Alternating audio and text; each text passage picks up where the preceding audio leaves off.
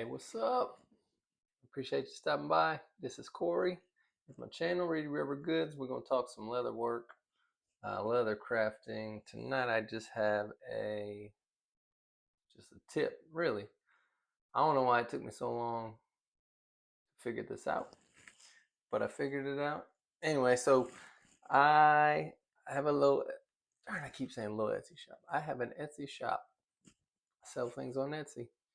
I am I never wore watches. I never understood watches. I never understood, but watch straps, leather watch straps were my number one seller, and this is 6 years in a row. Number one seller, hands down. It's not even close. And so I didn't know much about them. So as folks would order some things, I'd look into it. They'd send me their watch case, or they'd send me something. I try to get different threads, different, something to make it a little unique, something to make it stand out. And I kept getting requests for quick release pins. I wasn't 100% sure what the heck it was, but so you got your regular spring bars that go in watches, and you can just get that little tool, go in there, clip them out. These little quick release pins basically have a little knob on there. You pull it. Can you even see that? Let's see. And it pulls back. You can't really tell. But anyway, this sticks out from the watch strap, so you're easily able to take out the replaceable watch strap, essentially. So if you have a few of them, you're able to switch them in and out pretty quickly. It took me way too long to realize that I could just buy these things, and they're relatively inexpensive. I just bought this. I tend to get the thicker ones, the 1.8 millimeter, and then obviously you just have to fit the millimeters for the watch casing. So this one today is an 18 millimeter watch case, and it's a 1.8 millimeter lug. I guess it'd be a lug, yeah. And so ended up, finally I was like, all right, I found some. I installed them, and I had a hardest time because, especially with this one, this is the one I'm working on today, is an 18 millimeter. So that's not huge. You don't have a lot to work with, and these things are tiny, man. I mean, this is like the tiniest little thing. So installing them, I always had a little trouble, and I never really liked how they came out. As I'm doing one stitch, it may slide, it may move. So the other day, I came across some double-sided tape. I said, well, let me see if this works. So today I'm going to show you my new way of installing quick release pins.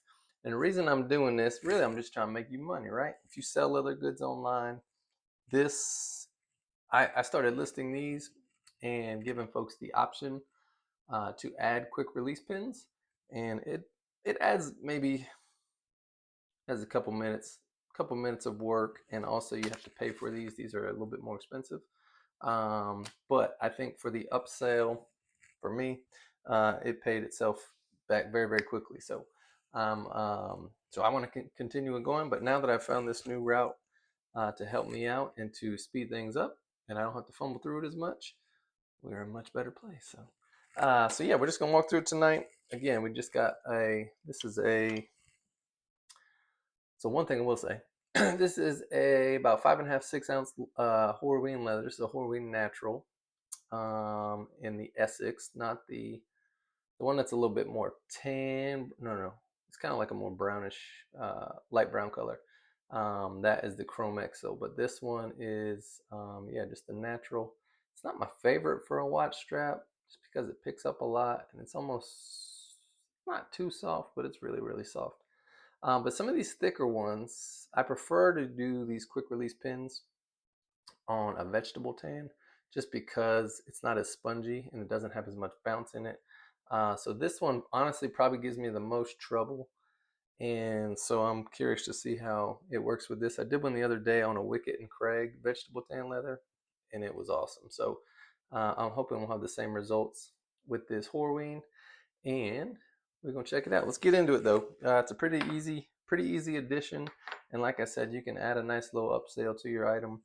And if you're selling leather watch straps online, or you want to sell some leather things online, this is a good option. and that kind of can, set your piece apart, even though it's just something pretty tiny. A lot of folks are looking for them. So anyway, let's get into it. Man, my desk is a mess, but if you're new to my channel, I introduced my girl Izzy last week. So look at this. She's doing good, man. She's just looking over. Look at this thing here.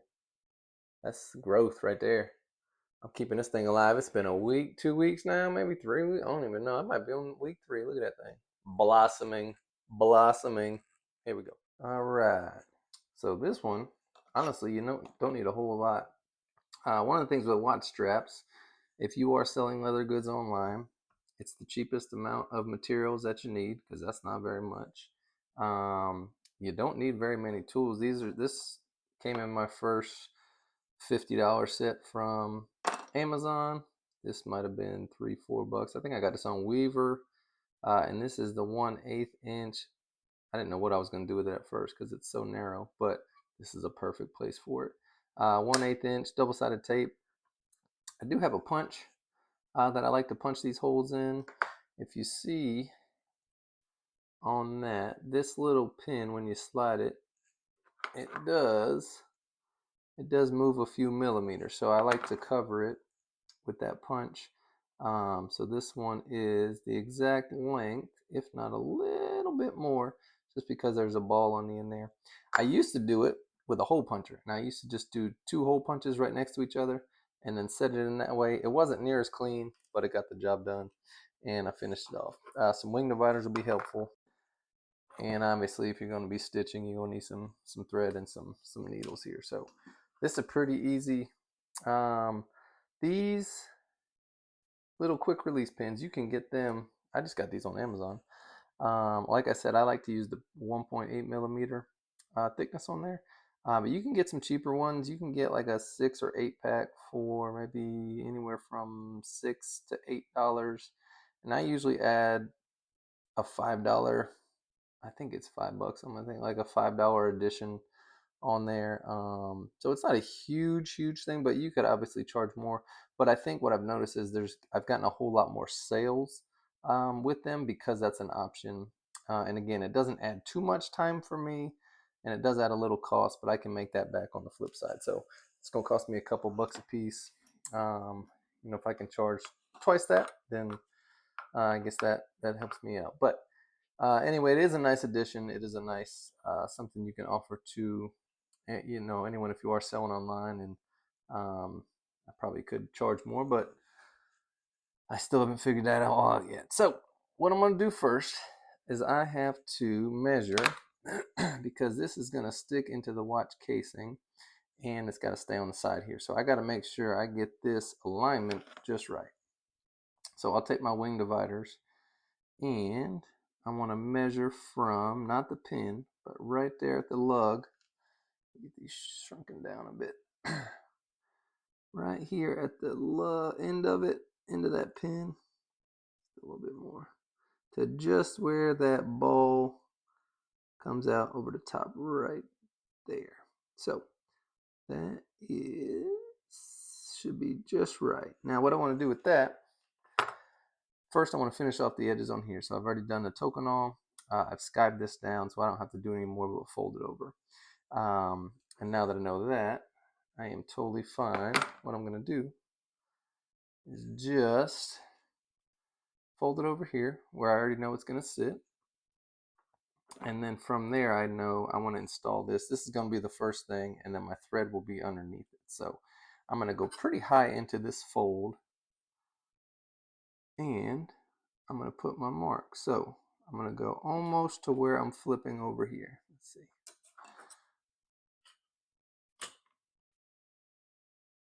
So I'm just going to put my little hole there.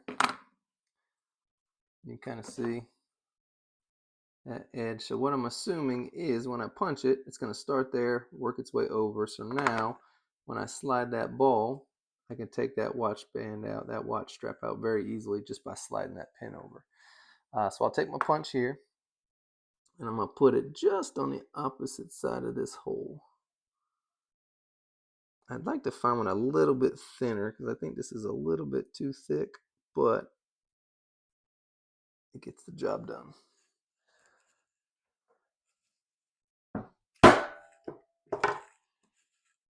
All right, so I got my pin. Now, this is my hack. Can't believe it took me this long to figure it out. But anyway, hey, we're a work in progress out here. So I'm just going to take my double-sided tape and I'm going to run it about the start of that. Now, an 18 millimeter is not big, but I'm just going to run a thin line right there. And then I'll carry it on the inside of there, give myself a cut. I'll flatten that out, make sure it's stuck in there. It'll take me an hour and a half to do this part now. Don't be afraid, this stuff is sticky. When I first bought it, I was like, what the heck am I going to use this for? Like, this thing can't hold anything down. It's really good though. All right, so once you get that part here, flatten it back out. All right. Take my end with the ball in it. Lay it on my tape with the ball facing down. Now that tape is going to actually hold it in place for me, which is all I ever needed. So now it's sticking out and it's in place. So I'm going to fold it over. You want to make sure you got some clearance on either side. You should have cut it correctly to begin with. But you see, now I got room to cover it there. You can, if you want, when you punch that hole, you can kind of fill that in. I usually take my little scratching awl at the end and just kind of rub some Tokonol in there and it smooths it out. But now that that's in place, you can continue on with how you would normally do a watch strap. And so I'm going to set this underneath here. That's probably too wide for this 18. I'm going to set my stitch just past it. So my things here, I want to be underneath it. I'm probably 3 millimeters underneath it. It might be too far actually. But I will be below it for sure. Yeah, so I'm about 3 millimeters below it. And then from there, I'm just punching these holes in. And I'll always start, I'm always going to start on the side with the ball here so I can lock that one in first. So, see it's sitting still now. Before, when I didn't have this tape, this thing would be fumbling around, it'd fall out, and it'd create all kind of problems. So, I am going to start my first stitch here. I start from the front, pull to the back, front, back, and then what I'll do,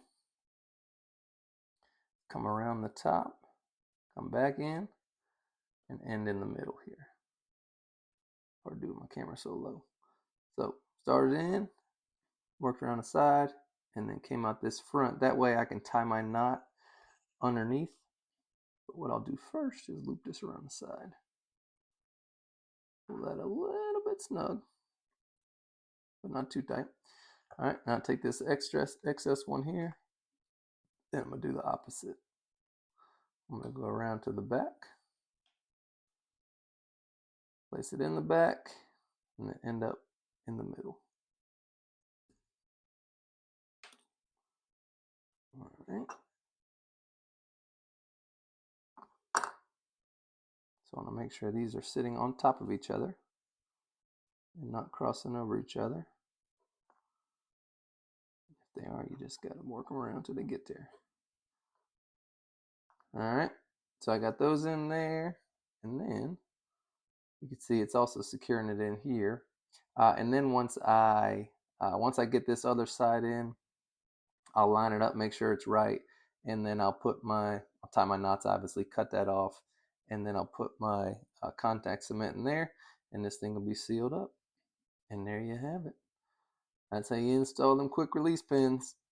I usually do, this is your long tail. I usually do this one on, if you're facing it, it'll be on your right. And then on the short tail, I do the opposite, put it on the other side. So it's just, I guess it really doesn't matter, but someone requested that one time and I thought it made some sense based on how they took their watch off. So That's why I do them that way. But this thing saved me time, made me money. Seemed like a pretty good thing to pass on to my folks. All right, there you have it. You guys got any more good uses for this double-sided tape? This one's super thin. It's only 1/8 of an inch, but got any good uses for this? Let me know. That's one of my favorites. I used to fumble with these things so much, and now I feel so much better about doing them, and it's so much faster. And that's the name of the game at this point. Trying to get as much done as I can, as fast as I can, to make the most amount of money when you try to sell stuff online. I appreciate you stopping by. I got a couple more things coming out here in the future, but I'm working on them. I'm a one-man show, so I'm trying to do my best. But hopefully we'll hit you with something coming soon that'll strike your interest. If not, hit me up in the comments, let me know. And I appreciate you stopping by and checking out my channel. Have a good one.